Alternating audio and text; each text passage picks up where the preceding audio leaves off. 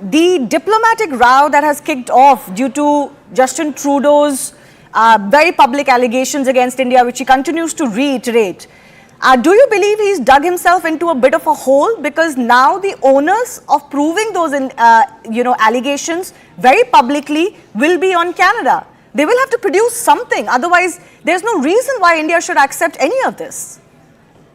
Yeah, there are two aspects. One is that Prime Minister Trudeau talked about credible allegations initially. Now he's saying that credible evidence, which means that he's saying everything in public to give bad name to India. And he took a public decision in the parliament that he would be sending away a senior Indian diplomat who must have been posted there with the reciprocal approval of the two governments, that somebody posted from the Indian side, from the security side to Canada, and similarly as Canadian security official posted in India. Now, in these matters, when you're trying to develop strategic partnerships, when you're trying to control terrorism, you exchange a lot of information, you post these people, but they are only the point persons. There will be other levels at which the exchange of information would be taking place. Now, you remove the person publicly, and then you reiterate that in the UN. So I think India will have to take a decision now, apart from the bilateral action which we have taken, that in the UN also, we have certain UN resolutions about controlling terrorism. There is a counter-terrorism committee, there is a financial action task force. India has all these various resolutions in the G20 declaration, in many other BRICS summit, etc., where their talk is of how to control terrorism and action to be taken by all member governments to control terrorism. And India has been saying, thirdly, that India has been passing on a lot of information, all these dossiers, very frankly, with the other friendly governments. Now, not to take any action on them, but then to pass on all the blame on India, and then try to make it appear as if they have got this information from the Indian diplomatic sources themselves, because they have been hacking the phones and internet connections and other connections of the Indian diplomats. No, so there is some reports, and these are now coming via leaks in Canadian media, that they seem to have some evidence of conversations of Indian diplomats in Canada speaking about Nijjar's killing, etc., which they feel is going to be evidence. But like I said, we cannot quite go by those media leaks or speculations alone. I do want to reiterate my question, Mr. Shashank, one more time. The fact that you've now made this a public fracas, you will have to naturally present something in public, even though such intelligence or proof is never put in the public domain. Now, you could have accepted that till the time Justin Trudeau didn't make this into a public tamasha. No, again, I would say that they are thinking in terms of putting pressure on India for various reasons. Now, who are the factors behind this? Is it Pakistan? Is it China? Is it George Soros?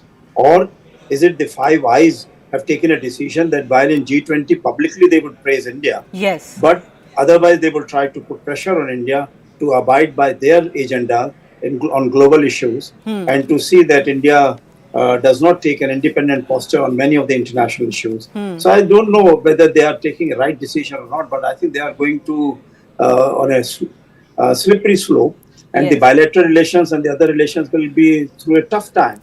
No, I'm happy you mentioned that, because I think the realization is also settling in India that this couldn't be Canada operating on its own.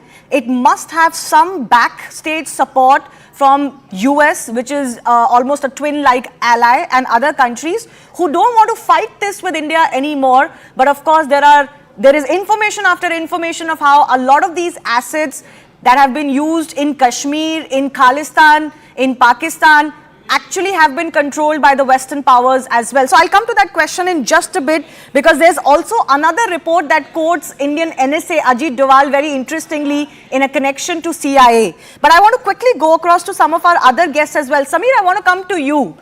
In Canada, from where you're joining, is there a sense that Justin Trudeau has backed himself into a corner?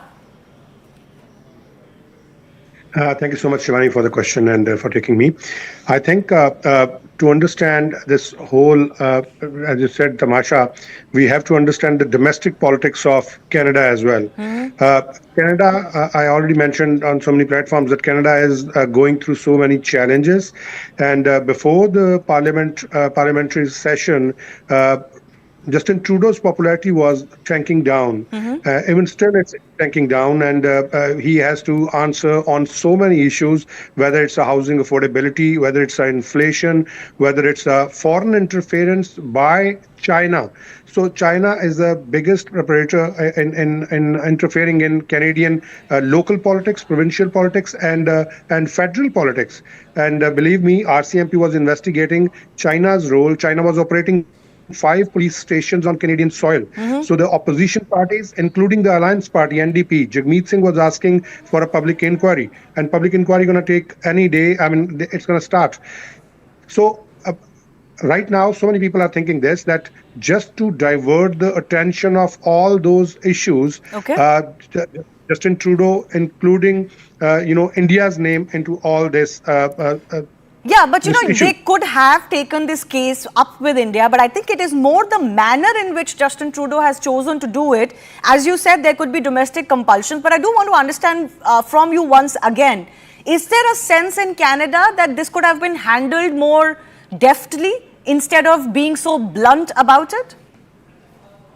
There is a lot of confusion, but on the other hand, because of the domestic, the background I told you, what we feel that somebody twisted Mr. Prime Minister's arm to go public at this level, because this is unprecedented, that you go to your parliament, your House of Commons, and say and allege another sovereign nation that to a friendly country.